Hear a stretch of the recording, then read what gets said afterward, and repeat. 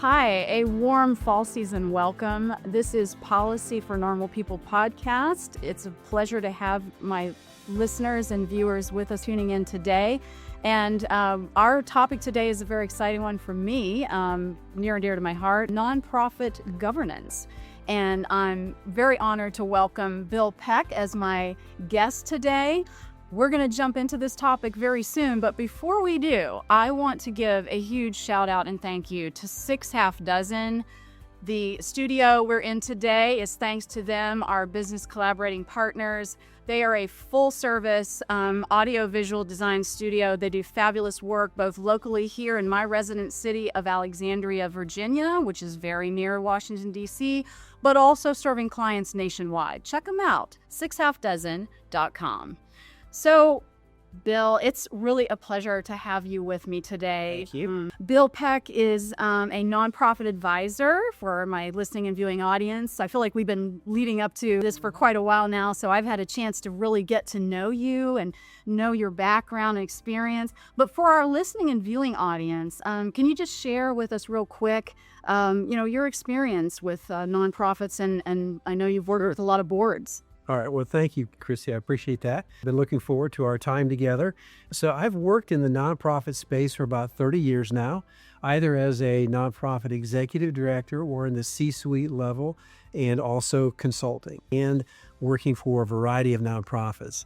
I started my career off in the nonprofit space by working with domestic violence and sexual assault victims in Michigan. And then over the years, I've kind of moved from Michigan to Colorado to different states and ended up in this space, always though focused on community impact, whether it's about food scarcity or helping kids increase the schools increase their graduation rates, and I said earlier, domestic violence and sexual assault.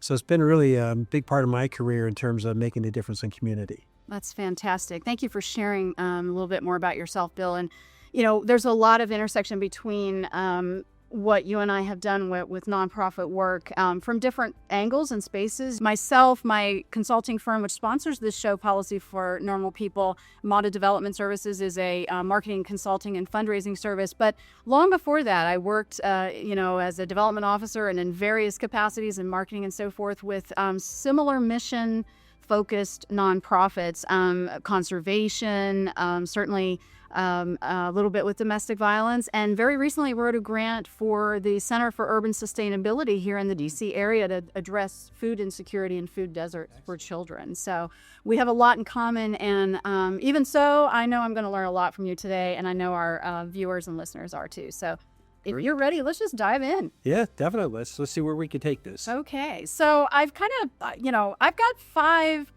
big questions that I hope we can expand on. And honestly, Bill, this is an important and timely topic, I think, don't you? I mean, I know there's a lot of concerns, some insecurities. We're seeing a lot of shifting and changing from the federal government into state level policy making, cuts in funding. So I know that there's a lot of nonprofit leaders that if you're watching this today, what we hope you'll take away from it, and I know I'm interested too, for sure, to learn more about what boards can do to provide the kind of leadership that will sustain their organizations to continue achieving in this volatile time.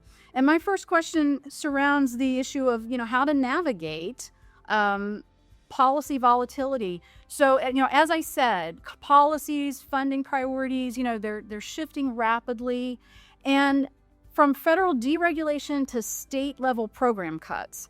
My question for you, Bill, is how can nonprofit boards and executive teams also adapt their government structures to stay mission-aligned, but also be flexible in this sort of unpredictable environment? Well, absolutely. And this particular situation is more dramatic than in years past. But if a nonprofit has got a sizable portion of its budget that's dependent upon public funding, then definitely requires the organization to really be nimble.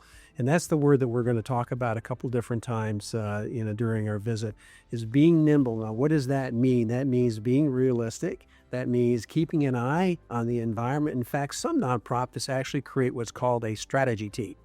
Strategy teams, a small ad hoc group, could be board members, could be individuals from the community as well, but just really taking a look at an environmental scan is another term that's used, but what's happening in our community, whether it's locally or geographically or state-wise, and things that we need to be aware of relative to our mission, relative to the services, such that if we need to shift, we've got an ability, we've got some information to be able to take a close look at and then reevaluate our direction or delivery of service. So it's very important for organizations to be nimble, also to have a diverse group of individuals, whether they're board members or community advocates, working together such that they can really take a hard look at strategy alignment or realignment. So if I'm understanding correctly, it's really, you've got to balance the focus between the macro environment and the micro environment, right? And it's super important to understand both. Completely, especially an organization, like I said, that's very dependent upon public funding, such that they're not in a position where they have significant decrease or loss of funding and then go, now what? And have to significantly retrench, which impacts the constituents they serve. It could very well shut down programs or the agency itself. Yeah, and I can completely appreciate how important that is to stay ahead of the game. I mean, you can't wait until the crisis happens. You've got to be prepared at all times. I've said and tried to say so gently at times on my LinkedIn posts and places where I'm talking about this issue that, it's really sad, but, there's a lot of shuttered doors out there already where nonprofits may have been a little bit too reliant on one source of funding. So diverse, just like your financial portfolio. It seems to me that boards play a huge role in helping their organizations remember and execute that. Exactly. And then that also requires boards to be paying attention and being aware and being informed. And not just showing up for the board meeting or showing up for a committee meeting and then following the direction of staff. So yeah, you kind of read my mind there, and I know we'll get on. We're going to move on, but I've worked for organizations where you saw the visibility of the board. They would come in. Really good boards would know all of the staff. Doesn't matter what your role is. If it wasn't just the executive team or the president or CEO. And that really meant something. But I've also worked for some organizations that were lacking in this way and really had a kind of a distance from the daily goings on other than just the CEO or president's report. And I think that, that speaks to a little bit of what you said in broader context. So let's move on to governance and risk management, as sort of a subtopic. In times of policy uncertainty, what role should nonprofit boards play in managing organizational risk? And specifically, I'm thinking it's going to include both financial as well as their reputation. I work in crisis communication, so I think about these things, helping nonprofits get a crisis communication plan before the crisis happens, right? Just to repeat the question, in times of policy uncertainty, what role do you think nonprofit boards should play in managing their organizational risk? Boy, that's a huge question. It not only because of the current environment, but just in general. And I've had the pleasure of consulting with small and larger organizations and wonderfully high-functioning boards, as well as the other end of the spectrum. And so what I will say across the board is that the board of directors has the fiduciary responsibility for the organization and shouldn't get too comfortable.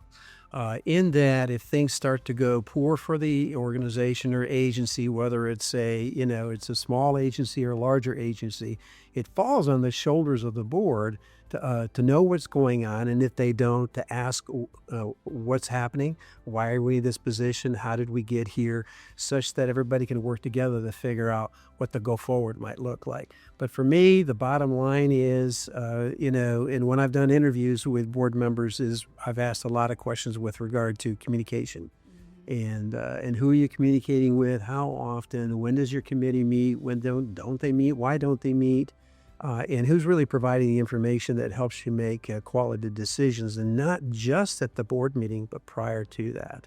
So in my 30 years of experience, that just comes to the surface on a regular basis, is advising boards not to get too comfortable, make sure that they understand the policies, make sure they understand the financial position. Do you ever run into a situation, or have you, where there's a disconnect between understanding the difference between executive team management versus board governance? And they're very different, right? No, very much so. And I think one of the clues, if you're sitting in on a board meeting, is that board members start asking operational questions. Well, who was at the warehouse recently? And have you checked the inventory? And do we have a good security system at the warehouse? And are the doors locked on a regular basis? There really should not be, unless it's a very small, nonprofit. Everybody is involved in the day to day. But typically, that is like you just said, that's a staff function. So what should be what should the board be talking about? It should be talking about safety, security. What are our policies with regard to making sure that our staff are safe at all times, let alone, what our assets are. Yeah, thank you for elaborating on that. It's a very important distinction for sure. Moving on to accountability and transparency. This is a tough one, I think.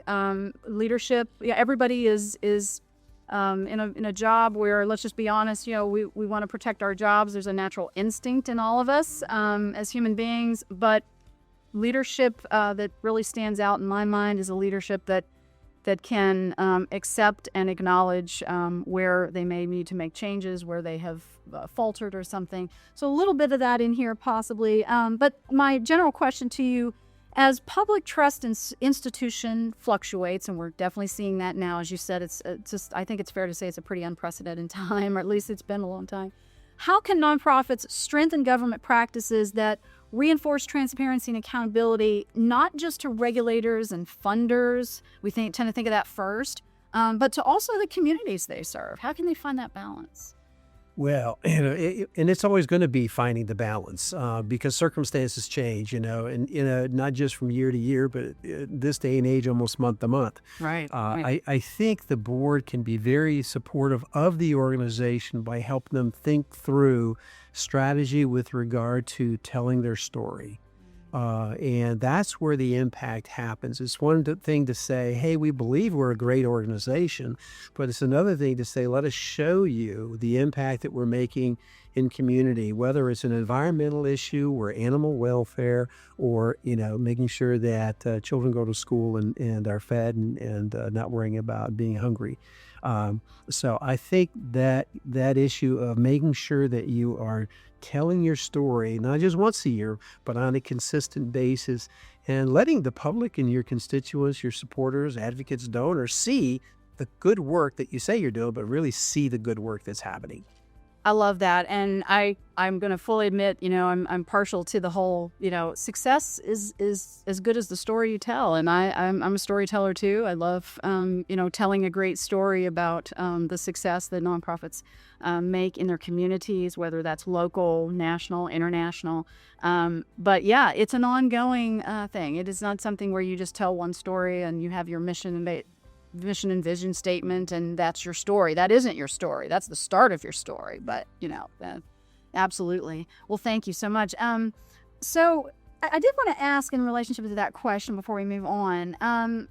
Can you think of any examples of boards, obviously I'm not asking for names, that have successfully balanced compliance with their authentic community engagement, where you feel that authenticity, you see it? Can you think of a particular example? Well, let me sort through many of them, but It's a good thing. no, that is, and I would say that one comes to mind as we're just chatting here and thinking in the moment of a organization in North Carolina that I consulted with, and they were a sports-based organization. I'm not going to name names, but they ran around the court with rackets and chased this little yellow ball, But anyway, they were Probably better than I could. and much better than me. But they were really focused on raising funds to build a larger facility that would honor historically people in the state that had a significant impact on tennis programs, particularly for youth. And so they did a phenomenal job of identifying young people in the community that didn't have resources, didn't have traditional access, didn't have the funds in the family to pay for tennis lessons and the right shoes and the right racket and so forth, and we're able to tell stories about children in different communities, different cities across the state, not just in affluent communities, but in the poorest of poor communities, where they were making a difference and providing an opportunity for young people to be engaged, to be sometimes off the street, to be involved with role models. And so those stories, it's just such a good job of talking about Story. young people and the difference they were making. Yeah, that's a great story. I mean, those are the kind of things that pull at the heartstrings, right? And you just think about the interconnectivity and everything, every moving part, every logistical piece that has to be in place, and all the people involved to make that happen. And the board is at the front of that, helping spur that along. So their role from top to bottom is very important. Let's move on to, if we may, leadership and board diversity.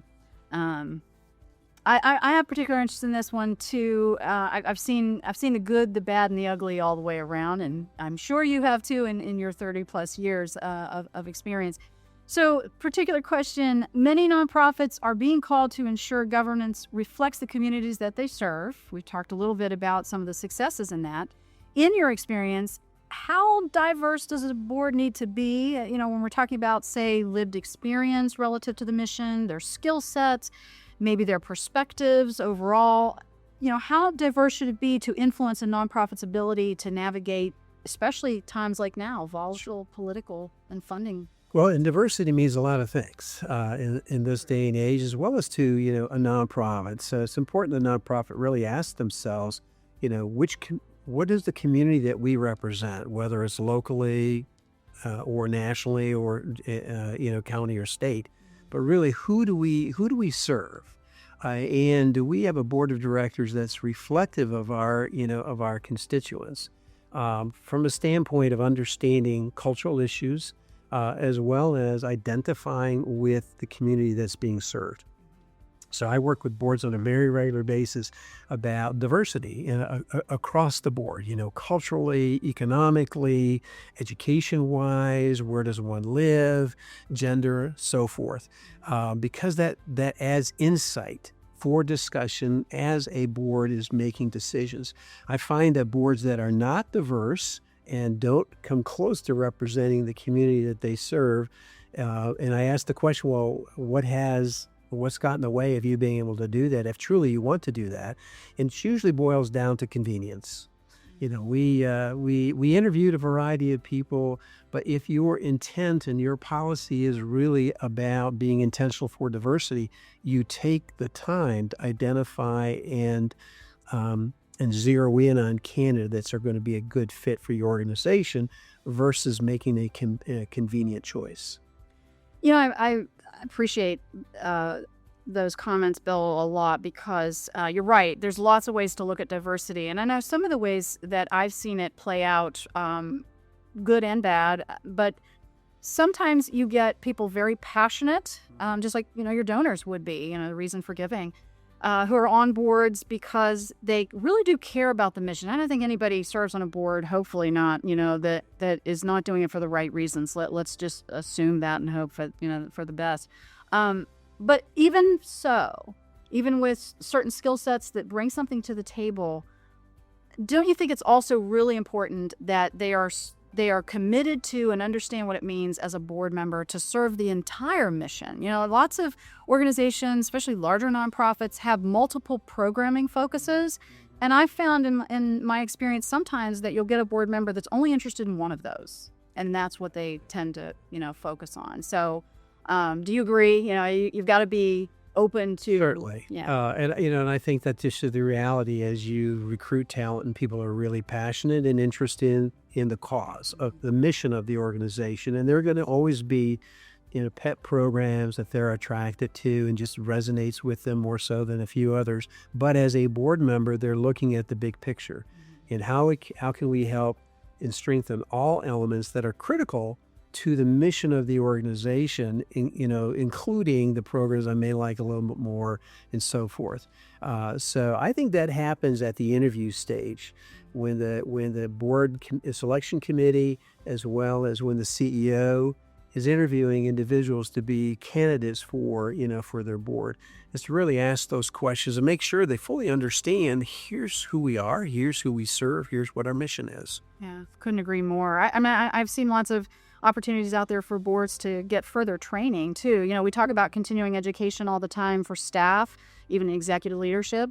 But there's certainly opportunities, aren't there, for board members to do that as well? Completely. And you don't have to be a large organization with a significant budget to be able to talk about board development. Oh, that's good. There are free resources. And there are individuals in the community that like what you do as an organization that would be willing to donate some of their time. Specific topics for training. There's also the community college. There's also the nonprofit organizations from state to state, nonprofit governance, for example, that provide classes and training. So even if you can't afford it, there's options to be able to tap into resources to help strengthen your ability to serve. And I'm betting that William Peck Consulting can help with that. Oh, just so yeah, absolutely. Of course, yeah, I'm sure. Well, we're coming to our final question. I could do this all day, honestly. I mean, this is very important information. As I said, it's timely. The future of nonprofit governance. Looking ahead, what shifts, Bill, do you predict in nonprofit governance models in particular?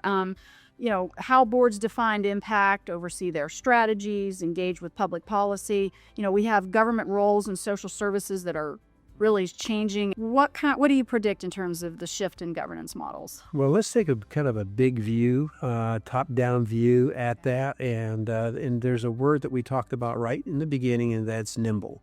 A board of directors being able to be nimble and sometimes having to lead the way for the organization. But there's two other words I think that are really important that's going to represent survival as well as being able to strengthen nonprofits going forward, and that's partnerships and then collaboration.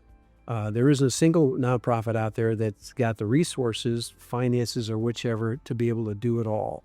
But I also think in terms of surviving and growing, that this really is an opportunity, even though it might be painful, really look at building collaborations, building partners with other organizations so that you can combine your resources and just deliver on what your promises are. Yeah, I couldn't agree more. I mean, it's tough to go it alone, It's much better to find like minds, So this brings us to the end, folks, of our Policy for Normal podcast for this session. And Bill, gosh, thank you so much. It's been a real pleasure. And I do not want to forget to thank Bill further for being a co-sponsor of this episode. Thank you so much. It's been my pleasure. I'm just delighted to have you here. And I want to invite you back. Would you be interested in coming back? Oh, absolutely. I think we could take a look at any one of these subjects and do a much deeper dive and also really talk about some personal experiences that we've had. I agree. I totally agree. I was thinking that, as we were diving into some of these, I'm like, oh, I want to ask this question or maybe this one, but knowing we need to move on. So yeah, let's do that. Well, folks, stay tuned with us. You can visit my YouTube channel. Just look me up at Christy Amato or Policy for Normal People, and you'll find us there. You can catch previous episodes for different policy-related topics. How do we reach you, Bill? So, great question. And the easiest answer is we're all engaged in social media in one form or another. Check me out on LinkedIn. So simply search for William Peck and you'll find my full profile there. Fantastic. All right. Wonderful. Friends, this concludes our discussion of nonprofit governance for today. Really, really appreciate you, our audience, for tuning in. And again, special shout out and thank you immensely to our business partners and collaborators at 6 Half Dozen, 6halfdozen.com. Bill, thanks again. Oh, thank you. It's been a pleasure. Excellent. Well, everyone, please be well, and we'll see you next time. Take care.